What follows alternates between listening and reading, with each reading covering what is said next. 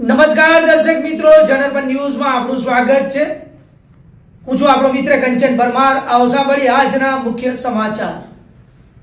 સંભારમા road પર થારની ટક્કરે યુવકના મોતના કેસમાં આક્રોશ સાથે શિવસેનાએ કરી જામીન રદ કરવાની માંગ।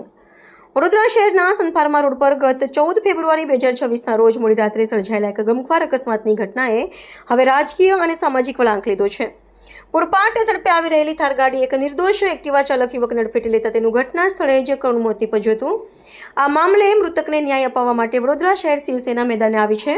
પ્રાપ્ત વિગત અનુસાર 14 ફેબ્રુઆરીની મોડી રાત્રે અભિષેક વાસુદેવ મોરે નામનો યુવક પોતાનું એક્ટિવા લઈને સંભારમા રોડ પરથી પસાર થઈ રહ્યો હતો। તે સમયે 3 યુવતીઓ સવાર હોય તેવી એક થાર 4 વ્હીલર ગાડી અત્યંત પૂરપાટ ઝડપે આવી હતી અને અભિષેકના વાહનને જોરદાર ટક્કર મારી હતી। આ અકસ્માત એટલો ભયાનક હતો કે અભિષેક મોરેનું ઘટના સ્થળે જ મૃત્યુ થયું હતું। વડોદરા શહેર શિવસેના પ્રમુખ દીપક પાલકર દ્વારા પોલીસ કમિશનરને એક લેખિત અરજી આપવામાં આવી છે। આ પત્રમાં અત્યંત ગંભીર આક્ષેપો કરવામાં આવ્યા। અમારી એક જ માંગણી છે કે 14 તારીખે જે દુઃખદ ઘટના ગણેલી એનામાં જે અભિષેક મોરે નામનો જે યુવક છે કે જેનું મૃત્યુ થયેલું એ ગાડી ચલાવનાર જે મહિલા બરાબર એને જ્યારે સમજો કે વિથિન 24 અવર્સની અંદર એને જામીન મળી ગયા, જ્યારે બીજા દિવસે એ છોકરાની અંતિમ વિધિ થતી હતી અને આ બાજુ એને જામીન મળી ગયા।